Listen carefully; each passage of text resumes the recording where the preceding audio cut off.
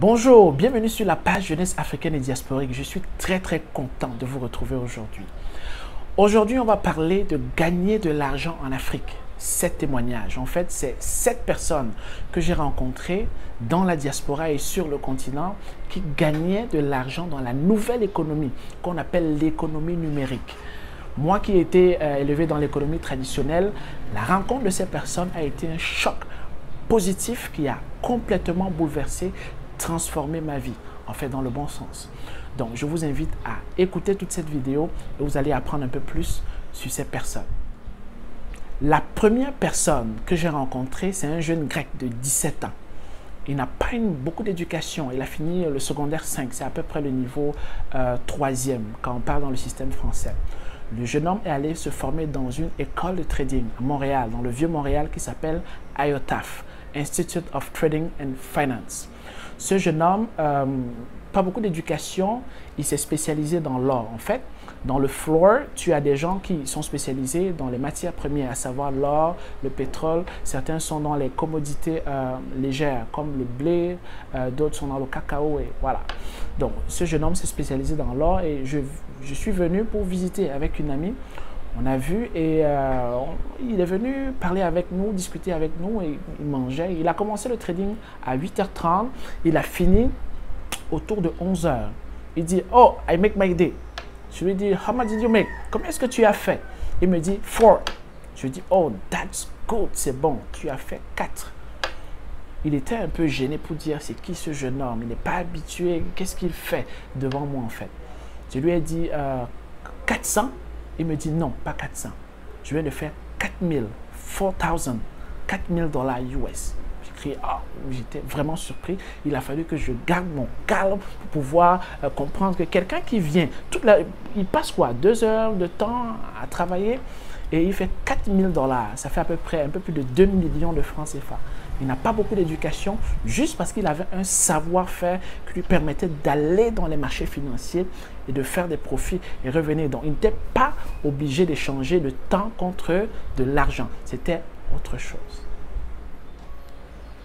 La deuxième personne que je rencontre, c'est un jeune Iranien dans la ville de Toronto. Il a étudié à l'Université de Toronto et je l'ai rencontré dans le cadre de mes activités. Après le travail, je faisais des déménagements comme deuxième source de revenus. Il entre dans mon camion, on commence la conversation et il me fait comprendre qu'il connaît un ami qui a commencé avec 50 000 dollars, il est passé à 175 000 dollars en 3 ans.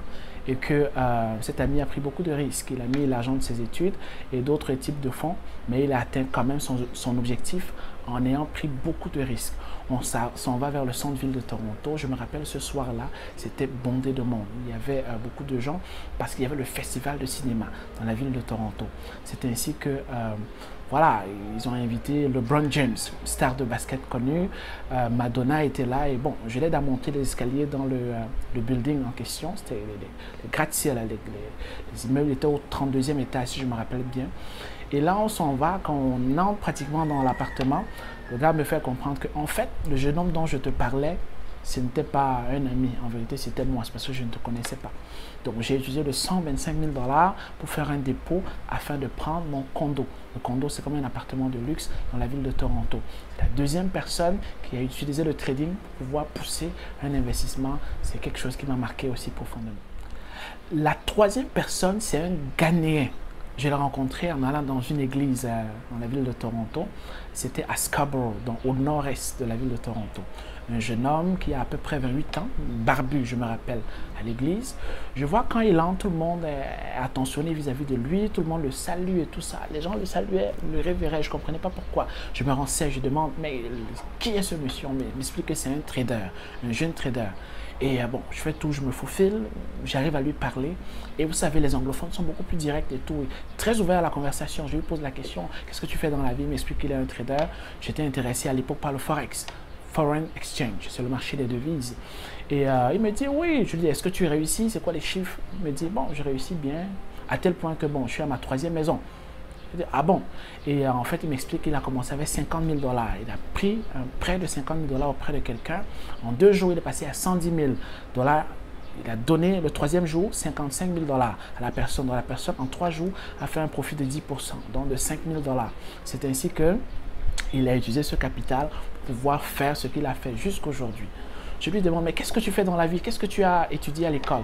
Il m'explique qu'il est infirmier, il n'est même pas allé à l'université. Il a fait une technique dans le domaine en question, mais le trading, il s'y a mis sérieusement pendant 3 ans et les résultats sont là. À Toronto, la ville de Toronto, si tu as une maison qui est quand même correcte, en moyenne, c'est facilement, c'est 700 000, 800 000 $. Il était à sa 3e maison. Je comprends pourquoi tout le monde le respectait comme ça. Un jeune Africain dans la diaspora qui était capable de faire ce qu'il faisait. Il m'expliquait qu'il a gardé son travail d'infirmier juste parce que, bon, il aime bien quand même se lever le matin, être avec des gens et tout. Donc, c'est possible quand même de gagner des revenus comme ça. Donc, il se réveille le matin pour pouvoir prendre des positions et sa vie a changé comme ça grâce à cette économie-là. La 3e personne que j'ai rencontrée est devenue mon mentor. C'est un jeune Congolais de 25 ans qui n'a pas beaucoup d'études aussi. Il a étudié en athlétisme à l'université de Sherbrooke. Je l'ai rencontré pendant ma maîtrise là-bas. Et le jeune homme en question, au début, il m'écoutait et tout. Je le voyais un peu dans les réseaux sociaux, faire un peu la publicité de ce qu'il faisait. Je ne savais pas qu'il était vraiment avancé dans le trading. C'est quand je me suis rapproché de lui que j'ai vu les résultats. Il est passé d'un fonds d'investissement de 50 000 $ à plus d'1 million de dollars. Et je me rappelle au cours d'une séance de trading, on tradait sur les news économiques, dont les nouvelles économiques. Parce que vous savez, parfois quand il y a un discours, par exemple du président américain, Trump, quand il faisait un discours, ça pouvait affoler les marchés financiers. Ce matin-là, il était à peu près 5 heures du matin quand on s'est réveillé et en 10 minutes, il plaçait les ordres de marché et tout. J'observais et tout comment ça se passait. Et il me dit, Franck, exactement dans 1 minute, regarde ce qui va se passer. Et quand la news est sortie, rapidement, le marché a explosé. En moins de quoi? De 30 secondes, il a fait plus de 2500 $ US devant mes yeux. C'est comme ça que je me suis dit, écoute, il y a une autre façon de gagner de l'argent qui est différente de ce qu'on nous a appris nécessairement à l'école. Donc, il est devenu mon mentor. J'ai beaucoup appris avec lui. Bon, c'est mon premier mentor en trading. Je continue toujours à me former, mais ça a été vraiment très bénéfique pour moi. La 5e personne que j'ai rencontrée, c'est un jeune Guinéen qui a cette fois-ci 24 ans. Je l'ai rencontré à l'université de Sherbrooke toujours. Moi, je le voyais pendant que je faisais ma maîtrise en intelligence économique. Lui faisait l'équivalent, le bachelor, donc la licence dans le domaine. Je le voyais toujours en train de faire le trading sur les téléphones, sur la tablette. Je le voyais aussi sur son ordinateur. Moi, quand j'allais à l'université, je veux dire à la bibliothèque, là, je gérais des équations compliquées sur la machine, des trucs qui n'ont pas de sens. Je lui dis, mon petit, écoute, on a quitté l'Afrique là pour venir ici, pour travailler quand même fort. Tu ne peux pas seulement t'amuser là sur la machine, faire le trading et tout ça. Il me dit, oui, mais écoute, c'est ce que je fais. Je lui pose la question par curiosité. Est-ce que tu fais plus de 20%, 30%? Il me dit, oui, c'est possible de faire ça. C'est même possible de doubler son capital en moins d'1 mois. Ah bon? C'est comme ça qu'on a parlé, on s'est familiarisé, on a appris à se connaître. Et le gars en question, j'ai appris que là, il m'a dit qu'il va ouvrir son école de trading. Il a ouvert son école de trading. Et on causait. Je lui dis, bon, en tant que grand frère, parce que moi, étant son grand frère depuis de 5-6 ans, je lui disais que finalement, qu'est-ce que tu veux faire après à l'université? Parce que nous, les écoles sont approchées par des compagnies qui viennent embaucher des élèves sur le campus, surtout quand le programme est très intéressant pour les entreprises. Il m'explique que finalement, il y a une entreprise de consultation qui m'a approché, le groupe CGI, mais finalement, je ne pense pas que je vais travailler pour quelqu'un. Je lui dis, mais pourquoi? Ça peut être bien pour ta carrière et tout. Il me dit, oh grand frère, j'ai fait plus d'argent dans le trading qu'en 10 ans au sommet de ma carrière. C'est comme ça que mon attitude a changé, bouleversé complètement. Un jeune qui a 24 ans aujourd'hui, à l'époque il avait quoi, 21 ans à peine. C'est jeune dans la nouvelle économie, l'économie numérique. C'est ainsi que, avec le temps, j'ai appris à connaître ce qu'il fait. Et j'ai plus de 2 millions de dollars. Vous vous rendez compte, 2 millions de dollars comme actif sous gestion, son capital. Il travaille avec, il forme des gens là, des étrangers, des Indiens, des Asiatiques, des Québécois, des Américains. Avec ça, il n'y a plus le complexe de la couleur de peau parce qu'il est compétent. Et la jeunesse africaine est capable de faire des revenus avec pour financer des projets et beaucoup d'autres objectifs qu'ils ont en fait. La sixième personne que j'ai rencontrée, c'est directement sur le continent, au Bénin. Donc là, je suis allé le 19 décembre de l'année passée, 2020. J'étais au Bénin pour 3 semaines pour visiter à la base des fermes. J'allais voir la ferme Songhai, la maison du paysan et d'autres endroits là qui étaient très intéressants. Visiter aussi Ouidah, qui est une ville historique pour l'histoire du continent africain. C'est ainsi que je le rencontre à l'université Abomey-Calavi. Je vois quelqu'un qui je lui dis, oh mais ça c'est pas Rodrigue. On me dit que c'est Rodrigue. Je dis, oh Rodrigue. Il s'arrête, il vient vers moi. Grand frère, comment tu vas? Et tout, on parle, on parle. Je lui dis, Rodrigue, c'est plaisant de te voir. Est-ce que tu te rappelles de moi? Il me dit non. Je lui dis, mais tu m'as invité il y a 5 ans dans ton salon. Un appartement de près de 3 000 $ qui paye dans le centre-ville de le vieux Montréal. Donc c'est touristique, c'est la partie touristique de la ville de Montréal. Et bon, je lui dis, écoute, j'ai rencontré telle personne à Toronto. Donc je lui faisais un peu l'inventaire des gens que j'ai rencontrés qui gagnaient de l'argent en ligne dans cette nouvelle économie. Il me dit, oui, grand frère, tu as raison, c'est possible. Je lui dis, comment est-ce que tu fais? Qu'est-ce que tu fais? Dis-moi, tout. Bon, il me dit, grand frère, parce que tu as été honnête, parce que tu as été humble avec moi, je vais te montrer quelque chose. Il appelle son assistant qui va lui prendre le téléphone. Il me montre. Il me dit, grand frère, voici 8 bitcoins, vous vous rappelez? À l'époque, là, 8 bitcoins, je veux dire, en décembre, quand il m'a montré le bitcoin, vous pouvez vérifier, ça valait 25 000 $.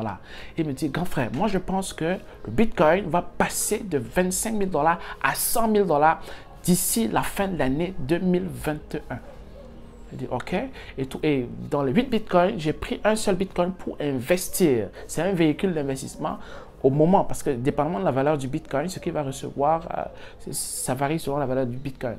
Il recevait à ce moment-là à peu près 187 $ par jour, quand le bitcoin valait quoi, 25 000 $ par jour. Et c'est ça qu'il utilisait pour voyager, faire des conférences. Il me dit, grand frère, tu es de quel pays?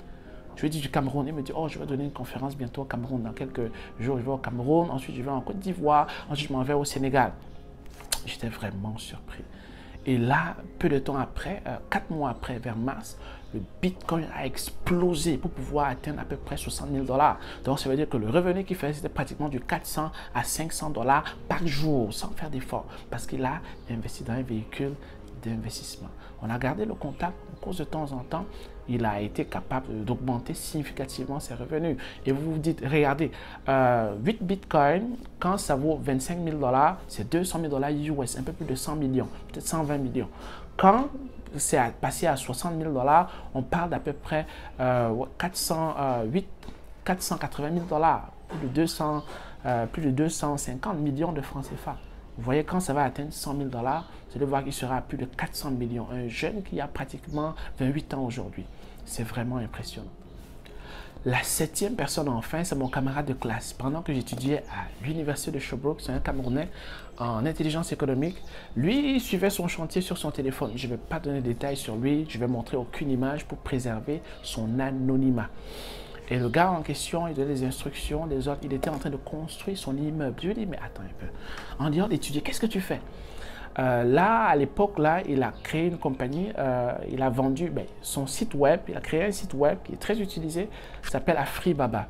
Et là, il a eu à vendre. C'est à Jumia, qui est un groupe français qui opérait beaucoup plus au Nigeria et tout. Il l'a vendu pour $1 million. Donc, c'est les Coréens qui lui ont donné de l'argent pour financer son projet. À partir de là, il a vendu la structure, il a empoché $1 million.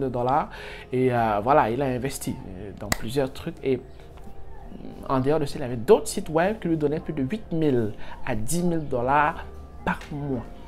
Il était là pendant qu'il travaillait avec nous. Et bon, et il se formait quand même. Il continuait à se former. Pourtant, il n'avait pas besoin nécessairement de cet argent.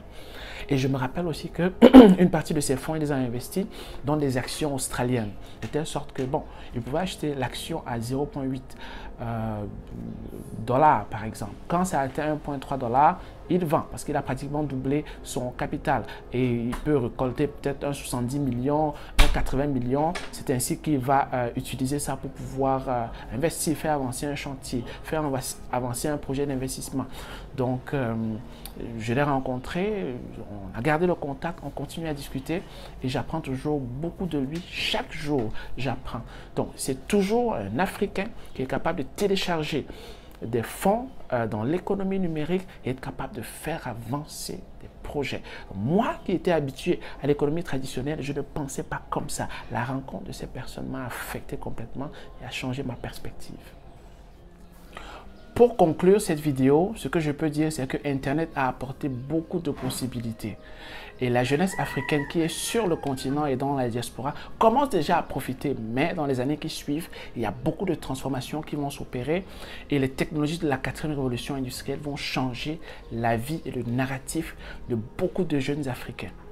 On peut utiliser Internet pour pouvoir financer, lever des capitaux, financer des projets et voilà, être capable de changer la vie de beaucoup de jeunes Africains sur le continent et dans la diaspora.